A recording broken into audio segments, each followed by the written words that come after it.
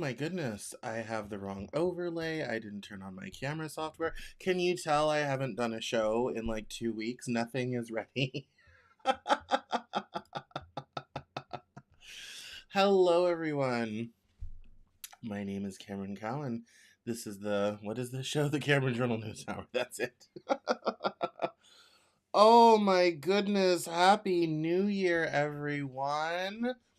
Actually, I needed that overlay because it said Happy New Year. It's the wrong color for this show. That's my other show. But it is Happy New Year to everybody. Um I'm so happy to see you and hear you, and I just really appreciate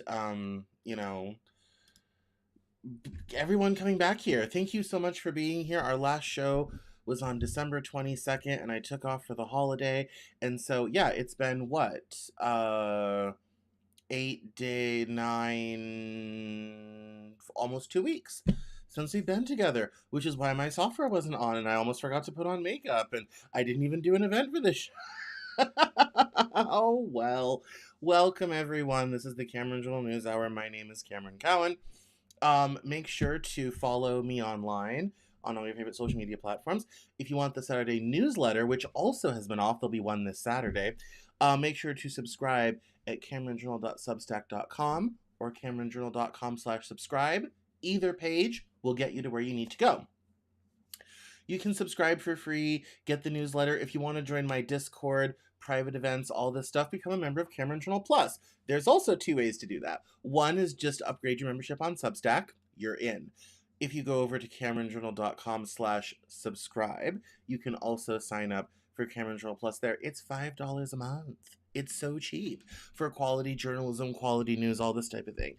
There are big changes coming to the Cameron Journal in 2026. I started working on some of them today, including new content strategy, exciting new content on all the things I do. Writing, trends, business, public relations, all of this stuff. All of it's happening. It's all amazing. We're doing really great things, and so keep an eye out at cameronjournal.com for the latest new articles. And then obviously every Saturday there's a wrap-up, which is why you should subscribe to the newsletter, because then it all gets delivered to your inbox for you. See how that works? It's magical. We do magical things here. Also, my other show, The Living Joke, we did an 8-hour New Year's Eve stream for New Year's, rung in the new year. It was so amazing and awesome. We had so much fun. We were going to play Magic the Gathering. We only ended up playing video games the whole time. Rocket League, Fortnite, all this. We had a lot of fun. The guys were great. Will and Connor were great. Will was funny and dressed up. Connor was hilarious as always in his quiet one-liner bomblet way that we love from him, which just always brings me joy. So someone was editing some shorts for us the other day, and he's kind of like, Connor has so many great one-liners. I'm like, you should see him in person. It's even crazier. So we had a lot of fun with that. The regular Living Joke Show will be back on Wednesday, 2 days from now, the 7th of January, rather. We'll be here, and we're going to be talking gaming, all types of stuff. So that's housekeeping sorted. Thank you all so much. But let's dive right into the headlines, because a lot has happened. I really need President Trump to stop doing things when I'm on break, because Venezuela's happening, Iran may be happening, and we're still trying to rehab 2025. So let's just dive straight into it. Let me do this. Let me change this. And we don't need you. And we don't need that until Wednesday. Those are the video boxes for the guys. I need a web browser. Here we go. All right. So I want to start before we get into all the Venezuela stuff, which is right. It's right here. We're going to get into Trump telling oil companies before he told the government. But I wanted to start with this, this rather prescient post from Fisher King, which Venezuela had not happened when he wrote this, and it now seems incredibly prescient. So it says here, this is the end of the first quarter of the 21st century. It started with the 9/11 attacks, spilled into the war on terror, then the 2008 financial crisis. Then we had Obama and the rise of woke, Now we're in the Trump age, the effort at undoing the decline of the USA, punctuated with COVID and the senile Biden presidency, which will be regarded as a shameful and retarded interlude. It has been a wild 25 years looking back on it. Consistent theme is government failure just about every step of the way. Massive increase in the national debt across all administrations, terrible foreign policy, agree, with the exception that Trump didn't do foreign wars mostly. That would turn out to not be true the next day after he wrote this. Massive foreign invasion of illegals and legal immigrants that make the country look and feel very different from even 2001, much less 1980. The positives in this area are all in the private sector. That's by design, by the way. We got the iPhone, Elon built Tesla and SpaceX, cryptocurrency emerged, AI is on the upswing. These positives are okay, but do not offset the government failures that have resulted in declining quality of life despite GDP increases. It's good to take stock over 25 years, because most of us on here will be alive another 25 years, and if things go the way they've gone since 2000, it will be very ugly. Sorry to be a doomer, just being honest. I I think this is a very good look at 2025. There's an article from the New Yorker we may get to, but as you can tell, don't look at the tabs to the left, that's all work. The tabs to the right of the story. Um like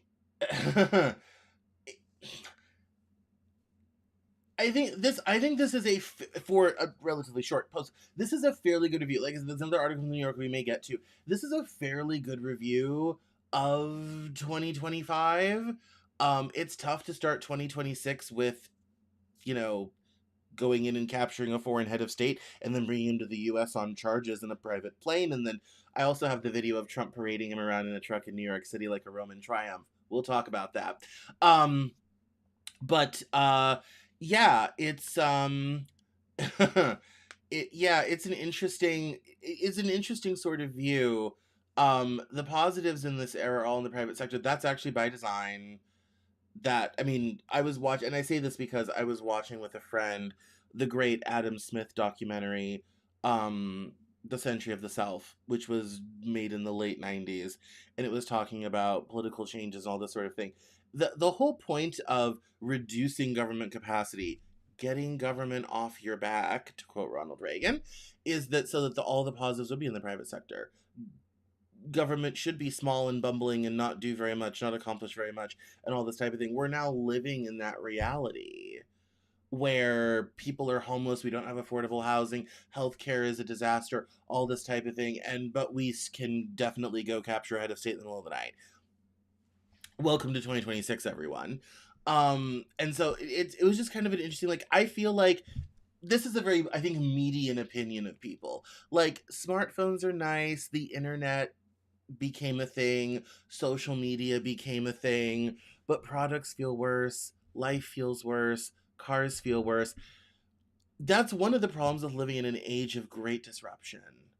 And the reality is, we've been living in an age of great disruption for about 200 years, which in the time span of human history is yesterday, earlier today, really. If you think about where we were 1,000 years ago, our age of disruption started in the 1750, practically this morning. But I think this is a very good evaluation of the last 25 years. As someone who was in middle school in 2000, I was 12. I was 13 when the 9/11 attacks happened. I was 20 when 2008 happened. He didn't mention the Great Recession, which I think is interesting, because that, well, actually he did. I'm sorry, he did at the top, because that's really a big story of the 21st century. But yeah, I was 20 when 2008 happened. All this type of thing. I'm 38 this year. I will be 38 in 4 months ish, 3.5 months. In 25 years, I'll be what, 50? Well, no, I'll be 60. Yeah, because in 20 years I'll be 58, and then plus 5 is 63. So in 25 years, I will be 63 years old, practically ready to retire, and not take Social Security because it probably won't exist by then. But I mean, yes, it is a quite stark, thing that if and he's right. If the next 25 years are like the last 25, like my 40s and 50s are not going to be like, what will my life look like in my early 60s 25 years from now? That's a frightening thing to think about, but I do feel like this is the very median opinion. I feel like this opinion is also very online. Changes in employment, the rise of the gig economy, all that type of thing, didn't necessarily, make this. And I think a lot of people maybe are very sensitive to that. I think a lot of, the post 2000 offshoring, the arrival of NAFTA, CAFTA, the rise of China. I mean, China was a relative, up and coming, oh, we're going to really do it this time country in 2000. And now look at them. Huge turnaround in the last 25 years. A lot on this planet has changed. Travel's gotten cheaper. The world's gotten smaller. A lot has happened. I don't feel like most people feel like a lot of it's positive. And that's because of what he said at the very end, declining quality of life. Anyway, let's not talk too long on this because we have a lot to cover. It's been a long 2 weeks. Speaking of China, this one I thought was interesting. There is this new phrase going around on Chinese social media about the economic vulnerability and systemic risk within American society, and they now call it what's roughly translated as the kill line, because a single shot can trigger rapid and potentially irreversible collapse. And as the post says, the main difference between the U.S. and other countries, America's economy has no safety net, an extreme downside risk, where emergency expenses or credit changes can ruin lives. One wrong step and recovery becomes nearly impossible. Hence, kill line. That sense of precarity is one of the things that when I was interviewing for America's Lost Generation, someone sent me a book about wine for Christmas. When I was writing this guy, that came up in interviews with people over and over and over again. It was something that I think a lot of people just don't feel like their parents had. There was a room and margin for error. I mean, when you talk to some of the boomers, it's kind of like, oh yeah, I got divorced twice and, lost my first, but I bought another house and I got my cars back and I rebuilt. And anyone under 40 days kind of like, you divorced and lost your house and you are alive? You bought another house? You rebuilt? What are you even like, that's not a concept. There's a couple in here who sent in their interview, and I always remember this couple because they say, like, we have the house, we have the salary, we have the kids, we have the picket fence, we have the American dream, but we both know, either one of us, we are one health crisis away from losing it all, everything. Kill line. So anyway, it was an interesting trend on social media. It's interesting to get a look at your society from the outside, and and the Chinese kind of looking at us as rather uncivilized, but I think it shows, like, we have traded an incredibly dynamic economy that's very good at shoveling money in the pockets of the wealthy, instead of having a society that will catch you when you fall. And obviously it's hard to say we need more social safety net programs when the Tim Waltz scandal is breaking and you have this massive amount of scam and fraud and all this sort of thing. It's definitely hard to say, oh yeah, we need these things. But it's interesting that the Chinese kind of look to us and be kind of like, your society's not so great. Like, like, things happen to people, life happens, but any problem can literally be a death sentence. And that's what I think um particularly is true, of the story that I was trying to tell about millennials in the book America's Lost Generation, is that this level of precarity is unique compared to a lot of other countries, where there are programs, there's help, there's things you can do. In this country, it's a hodgepodge of poorly funded social programs and a lot of charity, and oftentimes needs go unmet and unaddressed. And go find a social worker if you want proof of that. Go talk to anybody who works with homeless, particularly people that are like have jobs and are homeless. Like, it's a disaster. So and the comments are quite funny. The top one from the original person ironically said, poor people deserve poverty. Also, poor people have it great in the US, the most propagandized people in the world. um and and that was, I thought, a rather interesting sort of thing. Instantly, they also did kill lines for Canada, Australia, New Zealand, Northern Western Europe, Japan, South Korea, China, Southern Europe, Southeast Asia, and Brazil. The amount of money, before you basically die, sort of thing. Yeah, it was an interesting thing. I thought I would stop by and talk about that, especially as a chance to plug the book. Let's talk about Venezuela.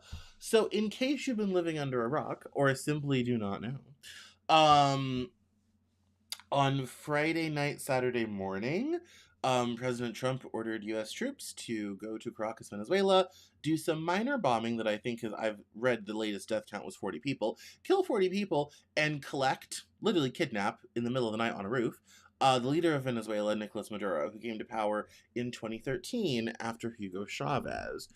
And obviously, relations between U.S. and Venezuela have not been good for some time. I remember the Hugo Chavez years. They nationalized the oil companies. Things went downhill from there.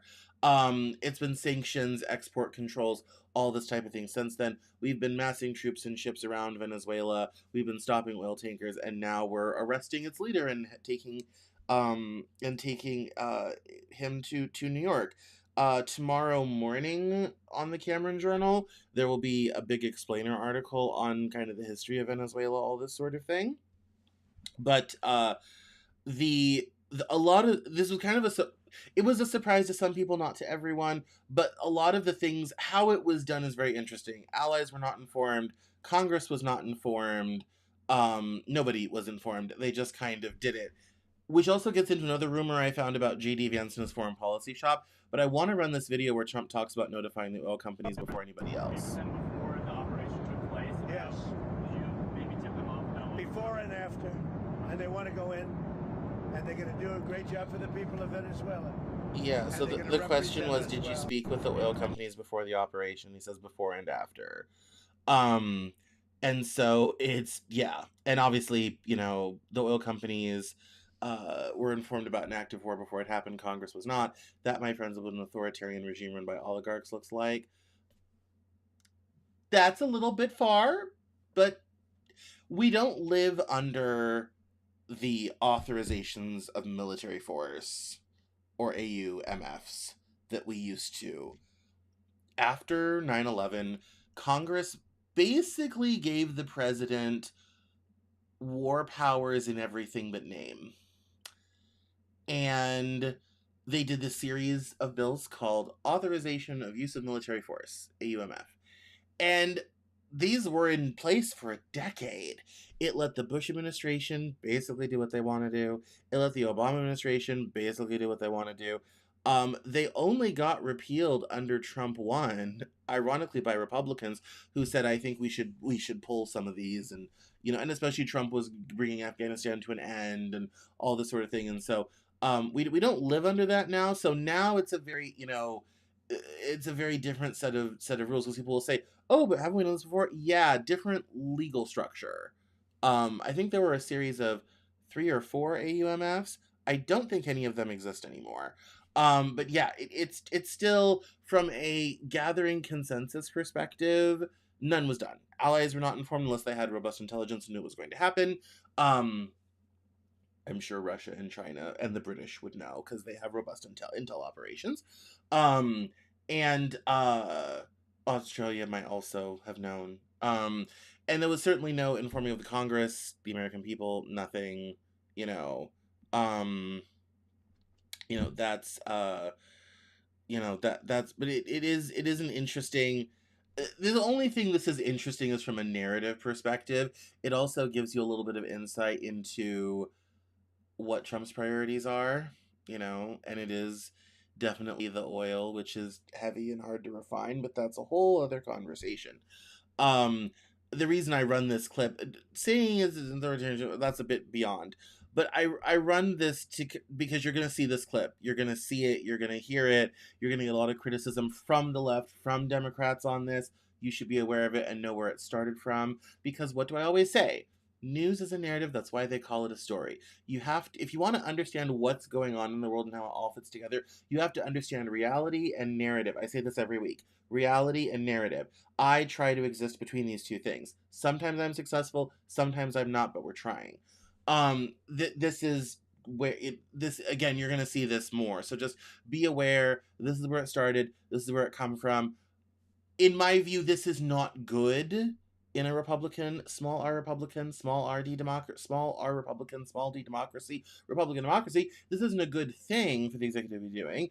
But again, it's not like we haven't been here before. Some of us lived through the Bush years. Let's move on quickly. Oh, this is the video with Maduro getting paraded around New York City in a truck. Let me go back to the beginning.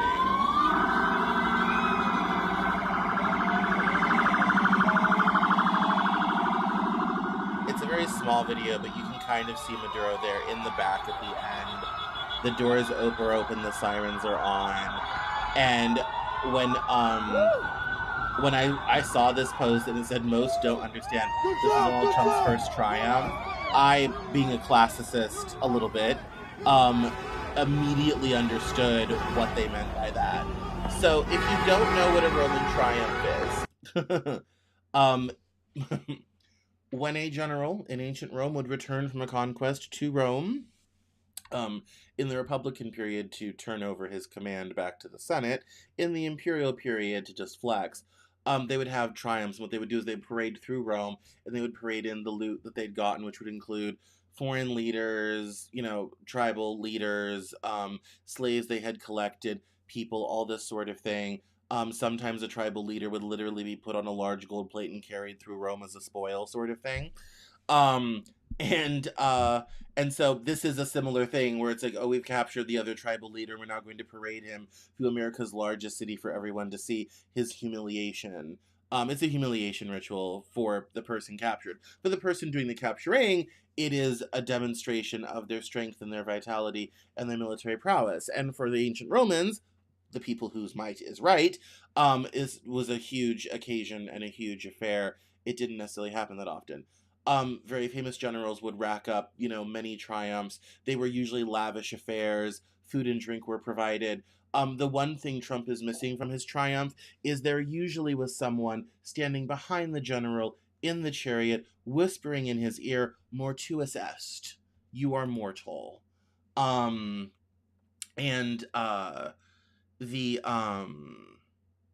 Yeah, that's probably the one thing missing from this Roman triumph. We have comments here. Let's see. It says, well, yes. So we have comments. I have heard rumors, and past behavior might reinforce this. There are congressional leaks all the time. How many deals do you think would have been done rapidly, succession, ultimately making the OP moot? Well, yeah.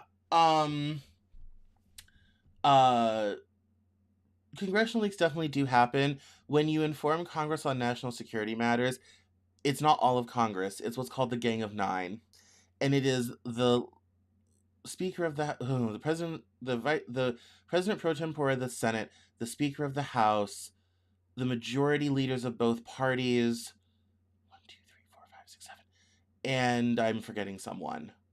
Oh, the chairmen of the House and Senate Intel committees. So when you inform Congress on something like that, you go to a SCIF, one of those secure rooms in the basement, and those are the 9 people that get informed. They're also gathered in case of a nuclear strike. It gets in the National Security Act of 1947, but that's who you inform Congress. We don't typically see leaks on those things. Not that it can't happen, and not that it, I think, might have happened if I went and looked to find an instance of it. It usually doesn't happen because those are classified meetings and briefings.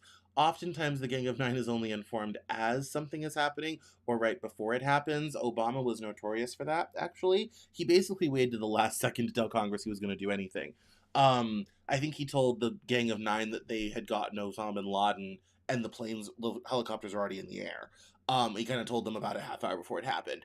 So yeah, that would be how that works. However, this comment is very important. I'm going to put it on screen. There's also this perception that we're at war and carpet bombing Venezuela, which is not true. The original bombings only killed 40 people, which is not the truth. Strategic strikes on military assets. I feel terrible if anyone innocent people were forced into it. Yeah, I mean, I obviously feel really bad for the 40 or so people that were killed. But one of the early things about Venezuela that came out is how actually comparatively little that we did, which got also into the rumor that Maduro had negotiated something with Trump and this was kind of agreed upon, which is why there hasn't been massive regime change or a huge invasion or whatever have you. But I mean, yes, the strikes were very limited. It was like 40 people were killed or injured. Obviously, that's terrible for them and their families, and we send our condolences to them. But this was not some big invasion war. We're not, the B-52s are not dropping 100,000 pounds of ordnance on Caracas right now. That is definitely not happening. This was a go in and capture, and Trump rightly so compares it to Panama in '89 when they picked up Manuel Noriega, who was the leader of Nicaragua for a while. In the '80s, and part of the whole Iran Contra thing. He was probably arrested to cover that up. That's a whole other show. Forget I said it. But the yeah, that it is a, as I said, this is not without precedent. Even, as recently as, I mean, '89 is the marquee example. There have been other examples in the intervening years. It isn't necessarily unheard of. I don't necessarily have a problem with it. Again, Nicolas Maduro was an awful despot. You know, it's not the end of the world he's out of power. I mean, let's be honest here. No one's sad to see Maduro gone except Maduro. Venezuelans don't seem to mind that much. The controversy about this has much to do with how it was done, not that it was done. A lot of my colleagues in the Democratic Party are complaining that it happened at all. Okay, fair, but that doesn't matter because no one's sad to see this man go. It was like getting rid of Gaddafi in Libya. No one was sad they got rid of him either. Same thing with Saddam. Don't cry for me, Argentina. Well, don't cry for me, Iraq or Venezuela. I mean, a lot of these guys are so terrible. They're happy anyone has come in and gotten rid of them. Obviously, there's a huge opportunity for Venezuela to finally be out from under the thumb of the Chavez Maduro regime.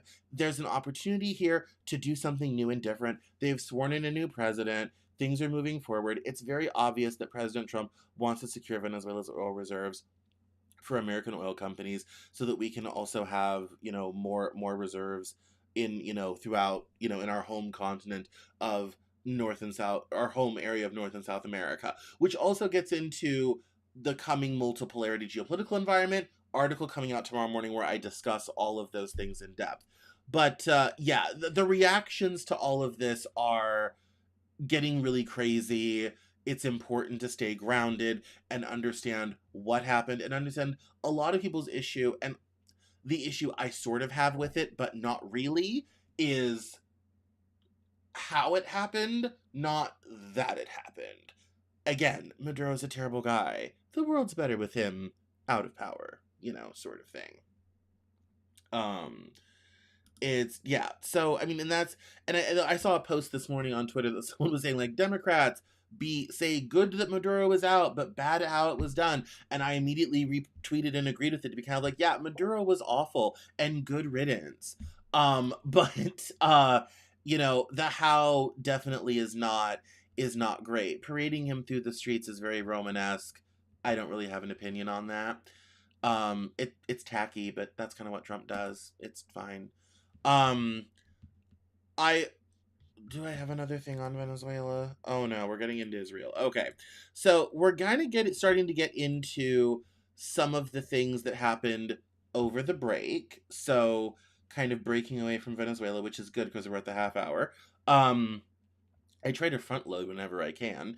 But yeah, so that's the situation in Venezuela. We're gonna see what happens with the oil. Like I said, head over to CameronJournal.com tomorrow. I have a huge explainer article coming out tomorrow morning. So that goes over history, our history in Latin America, some of the issues and problems with Venezuela, and most importantly, where we go from here now that this has happened.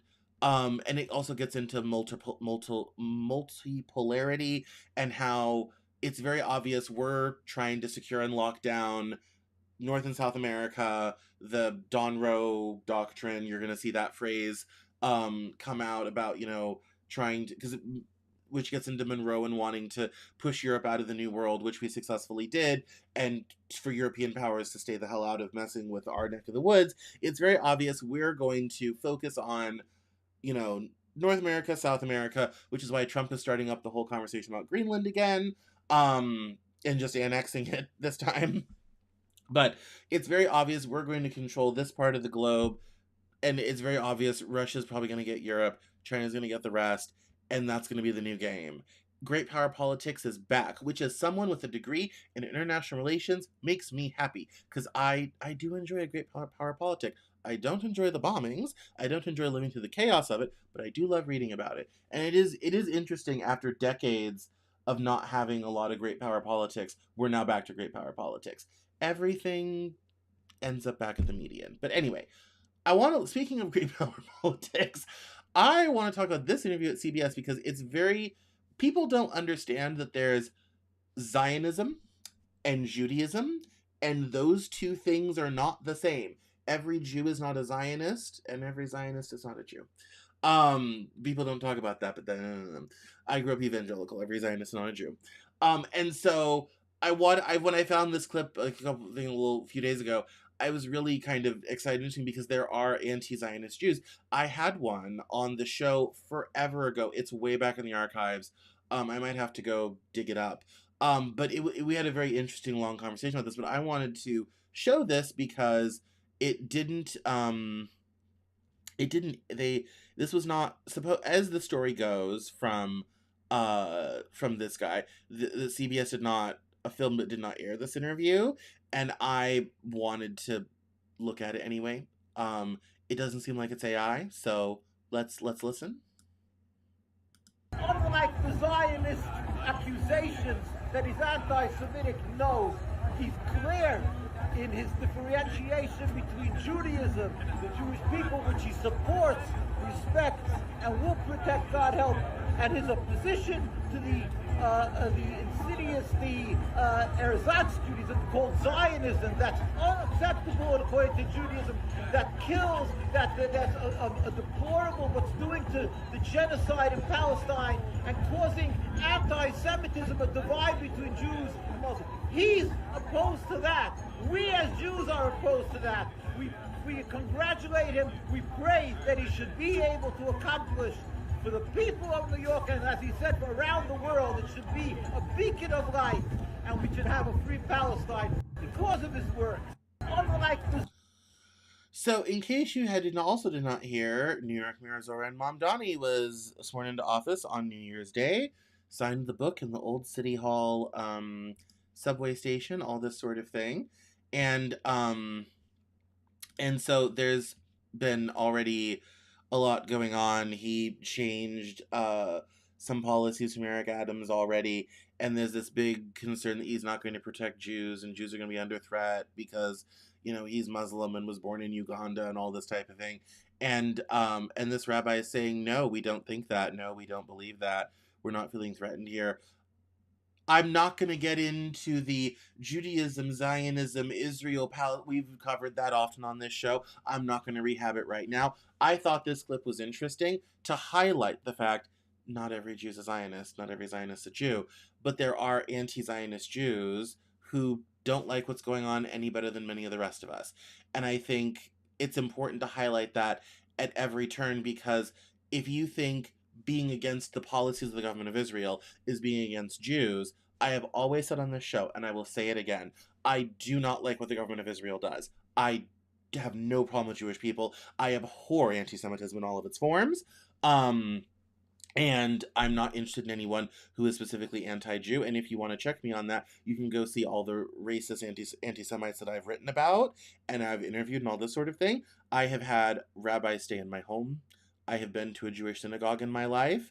I have, one of my best, longest friends is Jewish.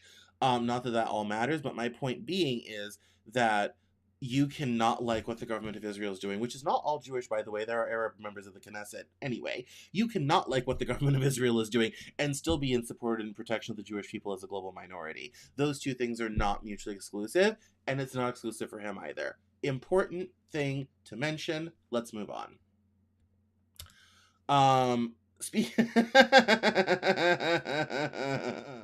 Speaking of Jews and whatnot, this Israeli billionaire has decided, I don't know why this video is pausing, because Twitter is dumb. This Israeli billionaire has decided that we need to modify or eliminate the First Amendment in order to protect it. Let's listen.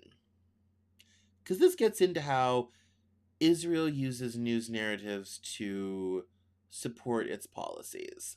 Let's listen. Also one of the founders of Checkpoint, another big cyber company. Shlomo, it's great to have you here. Welcome. Thank you for having me. How is AI, cyber warfare, shaping geopolitics right now? So AI is going to revolutionize cyber warfare, is revolutionizing cyber warfare from critical infrastructure to the fabric of society and politics, and undermining it, giving unfair advantage to authoritarian governments against democratic countries, First Amendment type of... That's already happening? That's already happening. You're seeing the polarization in countries that allow for the First Amendment and protect it, which is great. And I know it's difficult to hear, but it's time to limit the First Amendment in order to protect it, and quickly before it's too late. What do you mean?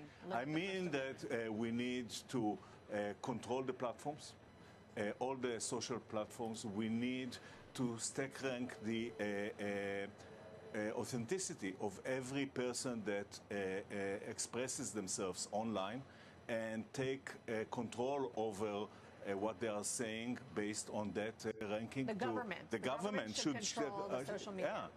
Should do that. And we need to educate people against lies, and government need to develop cyber defense programs that are as sophisticated as the cyber attack. Today it's a 1 to 100 ratio. And really, government are not doing this today at any rate, and enterprises are left fending from themselves. The technology is moving much faster than the political system typically can to respond to so it. you need to use technology in order to stabilize the political system, and you need to put adjustments that are perhaps not... I mean, we're at a point, though... necessary. Right, I don't think anybody needs to guess what I think about that. I'm pretty sure anyone watching this show, now or later, will know what I think about that. Because here's the reality. Once you get... when it comes to private platforms and companies, I do not care.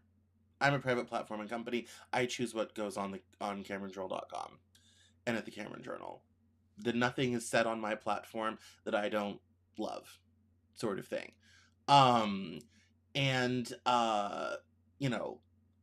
Private. But when it comes to government regulating it, here's the problem. When you let government do it, eventually someone gets into power you don't like, regardless of your political affiliation. You're going to be on the opposite side of it somewhere along the way. And then you get this situation where government is setting news media and narratives. And as I tell people, we got a taste of it during COVID, and it was an unpleasant pill. When the FBI was going to Twitter, to Facebook, and saying you have to shut down the vaccine denier people, all this type of thing, that was a horrific thing for government to do. And that gets into Matt Taibbi and the whole Twitter files that I covered at length.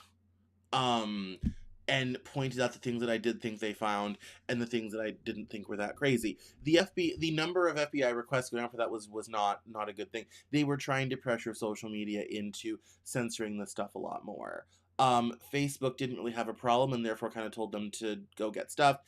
Jack Dorsey and company over at Twitter definitely bent over backwards. Time has shown that a lot of the concerns expressed at the time were incredibly valid.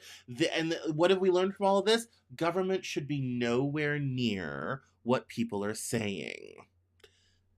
Shouldn't. Absolutely not. So it's vitally important that we keep government out of that business. Now, when you start introducing this guy who is an Israeli billionaire and is in tech and all this type of thing, this seems rather banal, but the reality of the situation is that when you start using the media, so all this type of thing, people get silenced. I'll get silenced. A lot of us will get silenced. This country is great, not because we do the restrictions like the Germans or the French or the British with the Official Secrets Act, because I can come on here every night at 7 p.m. Eastern and tell you exactly what I think. Me and the guys are with you 4 p.m. on Wednesdays, and we tell you exactly what we think about stuff. in this new regime, we'll either have to comply or give it up. I'm not very good at complying with things, so I guess that doesn't paint a very good rosy picture of my future. This is incredibly dangerous, and it's doubly worse when it comes from essentially a foreign billionaire who's kind of like, the real problem with your country, you got too much free speech going on. This probably won't be as big a narrative as I think it should be. Um, you know, and in this part of the clip, he's even gone into how, China is controlling the stuff and all that. Yeah, let's even just like look at this for a second. I'll turn the audio One of back the on. founders of Checkpoint, another big. Are not doing this today at any rate. They're fighting, and you have to control that. And you see that already happening across the world. So this is an urgent need by the government to do that. And until then, enterprises are buying by themselves more and more cybersecurity solutions. Yeah, this is, yeah. There's a lot of people who, this won't be a huge story as big as it should be, but you may see it around. I wanted to highlight it at least. It's not good. It's not good, and especially considering who it's coming from, makes it worse. We're not gonna get to everything tonight unless I go over, but we'll see what we do. We can skip this. This story is very important. I'm already working on my big 2026 trends report that I usually do on LinkedIn. Also gets posted to the Cameron Journal. And this story from Business Insider caught my eye almost immediately. And it says a jobless boom is shaping up to be the story of the 2026 economy. Says here, the U.S. economy looks strong, but job growth remains slow, creating a jobless boom. We lived through this after 2008. AI investment in consumer spending drove GDP gains even as layoffs and hiring freezes persist. Unemployment is at the highest rate since 2021 as job seekers face a tough market and dwindling sentiment. The U.S. economy continues to surprise on the upside except when it comes to jobs. Hot growth, as seen in this week's GDP report, typically corresponds to stronger hiring and personal earnings, which then enable consumers to continue spending. However, this year, the trend has been the opposite. Spending is driving the economy, but the job market is stuck in a great freeze. So much for the great resignation. We're not in the great freeze. As KPMG's chief economist Diane Swank wrote on Tuesday, growth and labor market outcomes have decoupled. It's shaping out to be the story of 2026. The U.S. has found itself in what some are calling a jobless boom. Money is flowing in and out of the economy at a healthy clip, but it's not going towards creating a new job for you.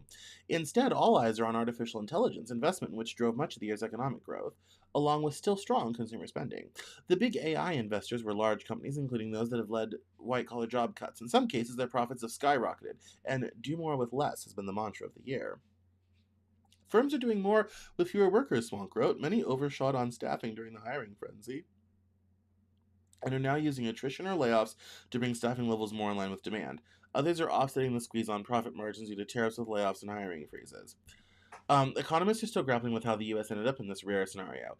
This year, although overall layoffs have crept up, they remain relatively low. Corporate America and big tech were the exceptions, with companies such as Amazon, Microsoft, Meta, Google, and Tesla announcing big cuts.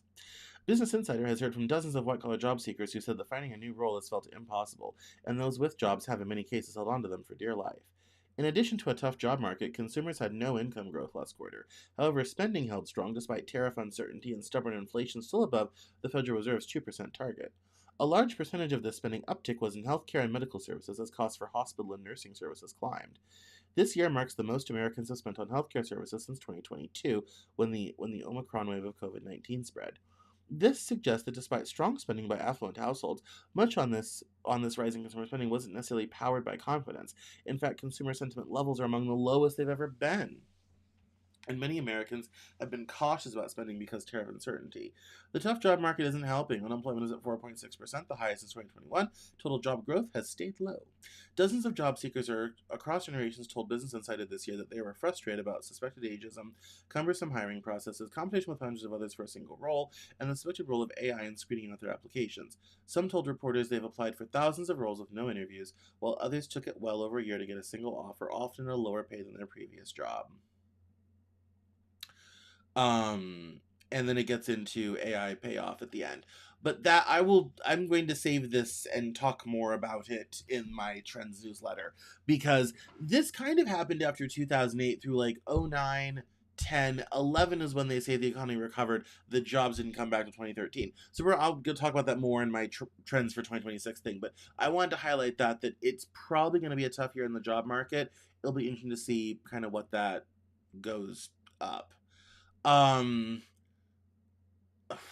my goodness, I really want to talk about this, but we have so much other stuff.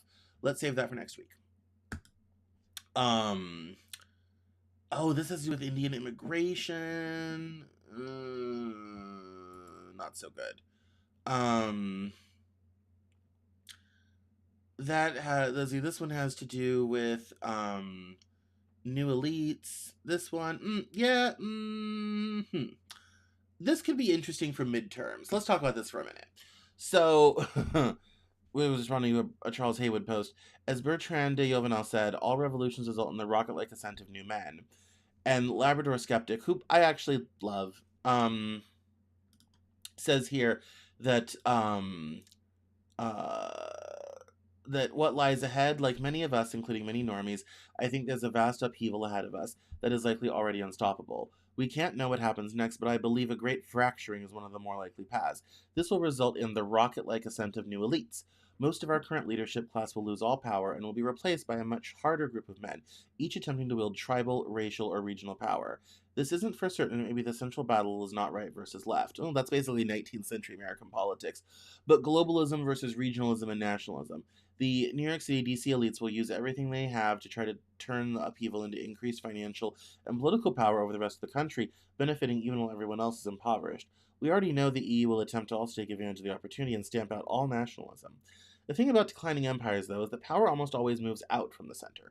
Fracturing and the move to local and regional powers is the natural process.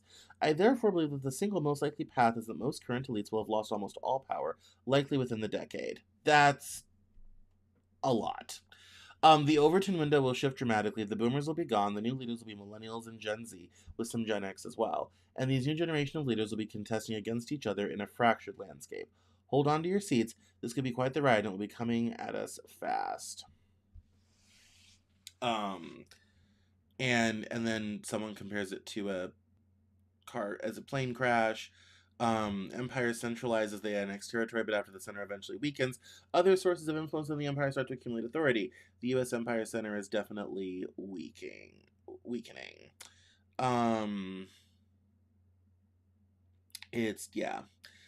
This is also good. States will become the prototypes for the new system.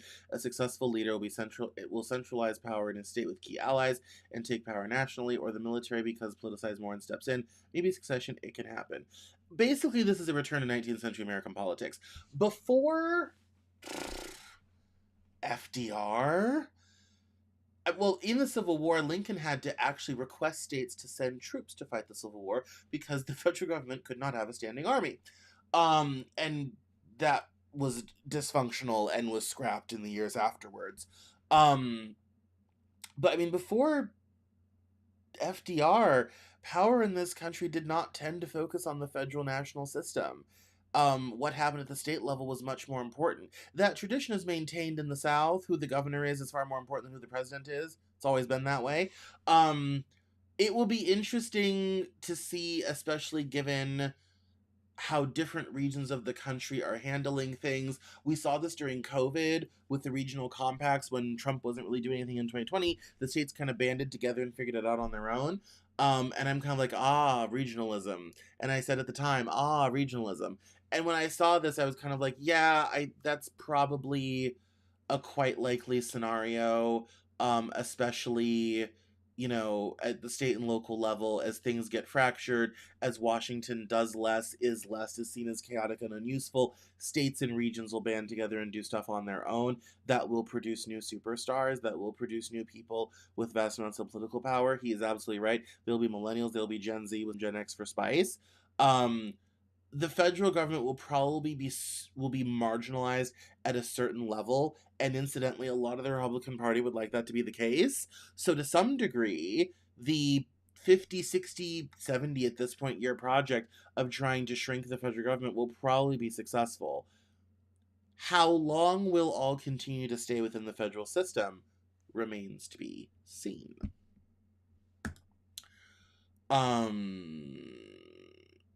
Yes, this this I loved in that same theme. Um, Capital in the 22nd century. Piketty was wrong about the past. He's probably right about the future. In 2013, Capital in the 21st Century, the socialist economist Thomas Piketty argued that absent strong redistribution, economic inequality tends to increase indefinitely through the generations, at least until shocks like large wars or prodigal sons reset the clock. This is because the rich tend to save more than the poor. Um, and it says, and the article is really great, and this post was classic because it said depressing but realistic assessment of the future. This article by Trammell and Dworkin should be compulsory reading for anyone concerned about wealth accumulation, inequalities, and how capital will likely interact with labor. It accords with my view that we are entering a world of rapidly declining returns on humans and exponential returns on digital and intangible capital. In my books, I described it as the recipe for wealth and inequality gravitating towards one, or in other words, it's the easiest time ever to become a billionaire or sink into poverty, at least relatively. That's Victor Schvetz. Yeah, I mean, and which goes into this whole things are changing, new elites, new power centers, power shifting and changing out west to the Sun Belt, away from the Northeast, Upper Midwest.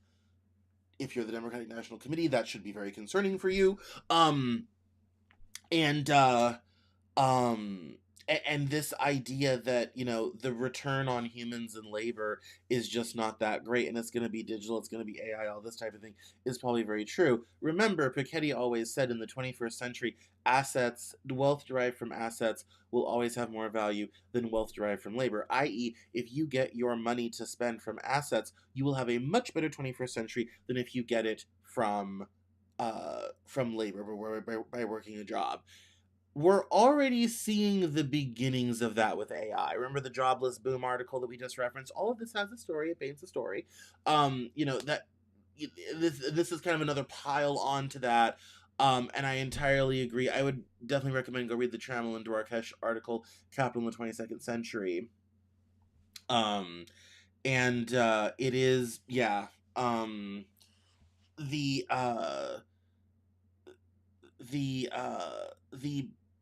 the future for those that don't have assets is going to be very, very difficult. And that's why I think it is the easiest time ever to become a billionaire or sink into poverty. Whoever is able to take the most, this is kind of the end of the Soviet Union.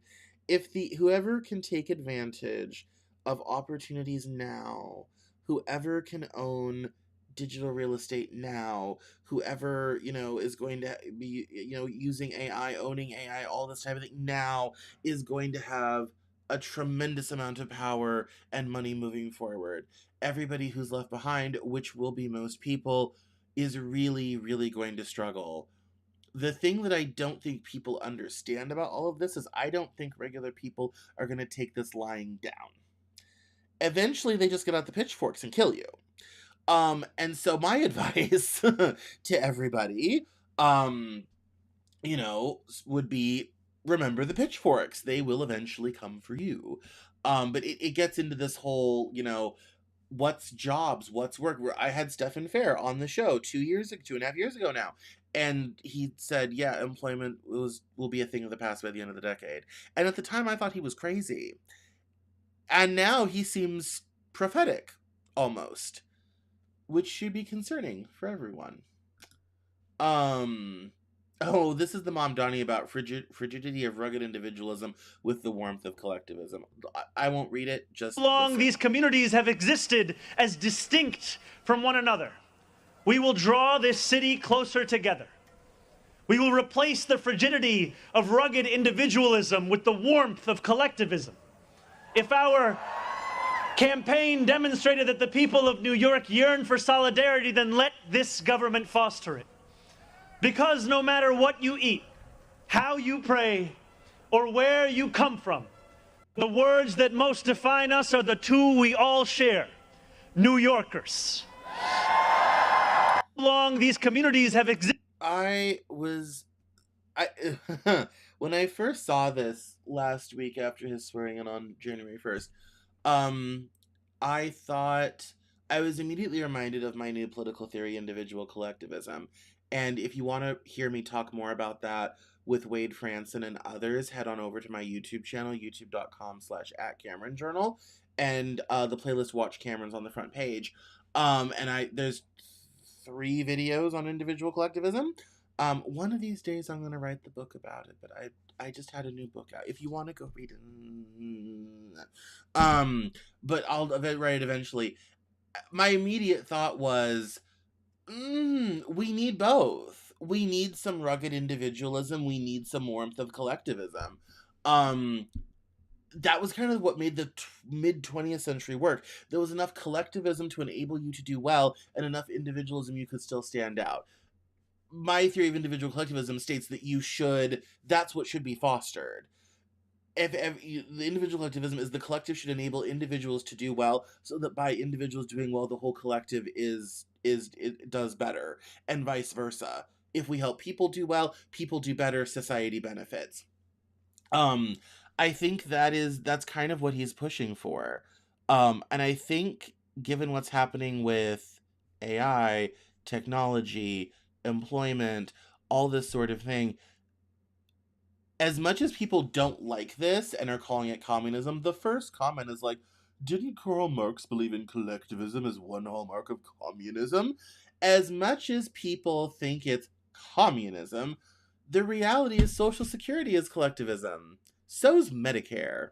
We have lots of collectivism in this country. It just happens to be for old people. And if you want to hear about that, you can go watch my last show from the 22nd, where I talk about total boomer luxury communism. Which that video has done very well. So that, we need both for the thriving of actual people. Now, this is not endorsing Mamdani or his policies. This is not endorsing what he's going to do. He's been in office 4 days. Not saying he's going to be great. He could be a disaster. But conceptually speaking, we do need both. We need a little bit of both. We've gone to one and too far to one extreme. And we need to bring it back to the center, especially given with what's happening with AI. Anyway, this clip's been going around. You're going to see it. Wanted to highlight it. Oh yeah, this is the VP foreign policy thing gets into Venezuela. I am going to talk about this, and I'm probably going to stop here because as much as all of this other stuff is interesting, we'll save it for the newsletter. So this guy is Park McDougald, and he is with Tablet Mag, and the very interesting article is from the New York Times, and it is about J.D. Vance's foreign policy, and he says here, very interesting article, among other things suggests that VP is effectively running an independent foreign policy shop using subordinates at the Pentagon like Colby. This vertical bounces into the rest of the admin policy apparatus in sometimes unpredictable ways, but it seems to largely have run of the place in Ukraine, stopped only by Trump's periodic interventions due to random factors. This is similar to what we saw earlier this year in the internal admin fights over Mideast policy, though their restrainers lost due to Trump's relationship with Bibi and Israel's ability to unilaterally create new facts on the ground.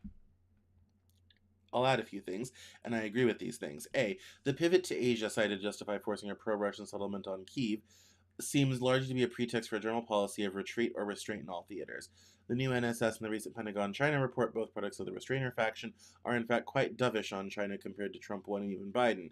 This fits with idea, largely unstated in public, though frequently heard in the DC rumor mill, that the actual policy is to create tripartite spheres of influence, with the US taking the Western Hemisphere while ceding Europe to Russia and Asia to China. The conservative MAGA pro-Israel crowd seems somewhat split on Ukraine-Russia. I think this is a mistake. The same faction that wanted to effectively revive the JCPOA with Iran, see Witkoff's Gafon enrichment for instance, is not running the same playbook with Russia. Results likely to be similarly poor.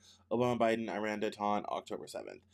See, domestically, the pro-Russia faction is effectively identical to the conspirated anti-Semitic faction and pushes the exact same ideological memes, neocons, warmongers, though the same messaging verticals Tucker, Bannon, Malik, Postkirk, TP, USA. Unsurprisingly, this messaging tends to align not only with not only Russian, also Chinese, Iranian, Qatari interests. Unsurprising because 1, these countries are all aligned with one another, and 2, the governing logic domestically is to use foreign adversaries as allies against domestic enemies. Russia and Iran don't exist in reality. They are neocon phantasms, and thus we must align with them to crush the neocons. This is all pretty explicit with Tucker.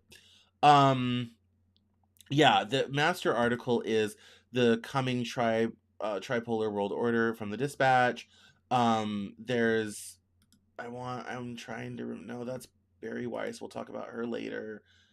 Yeah, I think, I was hoping no, I thought I had another article about that. I don't.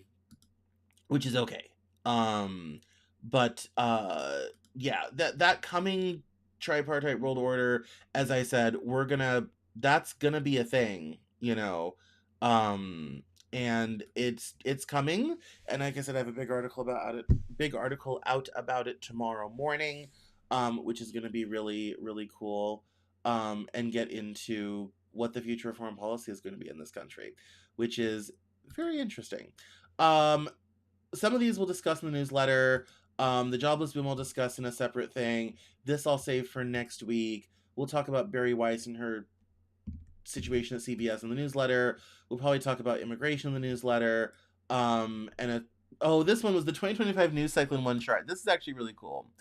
So it actually shows search interest in what got people excited. I think Labubu wins. So does inflation. So does K-pop Demon Hunters. Most of the rest of these are fairly short-lived. It's a visual representation of how short the news cycle is now, in terms of people's interest. Real ID, Golden Dome, ICE has a couple index to 100. East Wing. This is an excellent representation of how short the news cycle is. But when something sticks, like inflation, steady, Bezos, Labubu, Real ID, it's interesting what sticks. Gaza had some staying power. Elon Musk obviously was more important at the beginning of the year and kind of petered out, sort of thing. Look for a big spike on Greenland, sort of thing. But some of these are days, if that. One week about days. But it's interesting also to see the ones that do survive. Sydney Sweeney survived all year. Inflation survived all year. So did K-pop Demon Hunters. Everything else, even including big things that we thought would really matter, don't. And that's why I always tell people, don't make predictions about the midterms any sooner than about 6 months out. Because I guarantee you that in this review, if I talked to 10 people in the road and said, how many of these things do you remember at all? I guarantee they might be able to name one or two. Even the whole Charlie Kirk, Jimmy Kimmel thing lasted 10 days, the whole thing, beginning to end. The controversy about Bad Bunny at the Super Bowl, all that time. And like I said, and that's why I say, don't make predictions long term. People are forgetful. People learn to let stuff go. That's immigration, that's mass privatization. A lot of this I'm going to discuss in the newsletter, or we'll save it for next week. Anyway, don't sit here and watch me do production in front of you. How tacky, Cameron.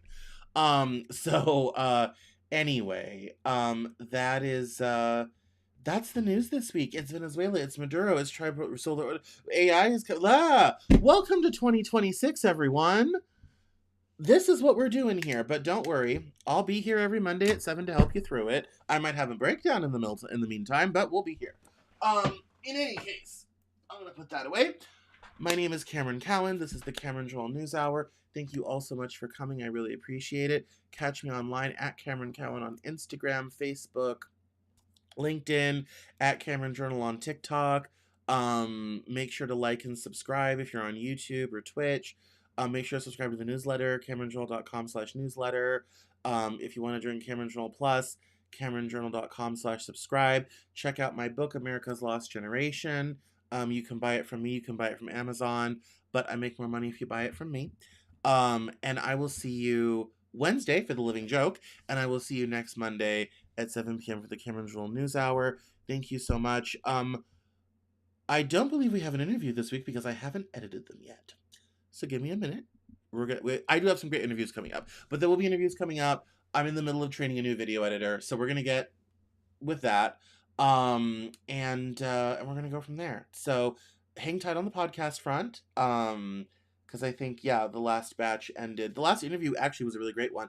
It was a lady who wrote a book about kidnapping billionaires and giving them mushrooms to cure them of wanting to be billionaires, which aired on the 29th, which I thought was a little fun. And her book's just out. So make sure to go check that out on the YouTube channel. And yeah, I'll see you next time on the Cameron Journal News Hour, and I'll see you Wednesday for The Living Joke. Talk soon, everyone. Good night.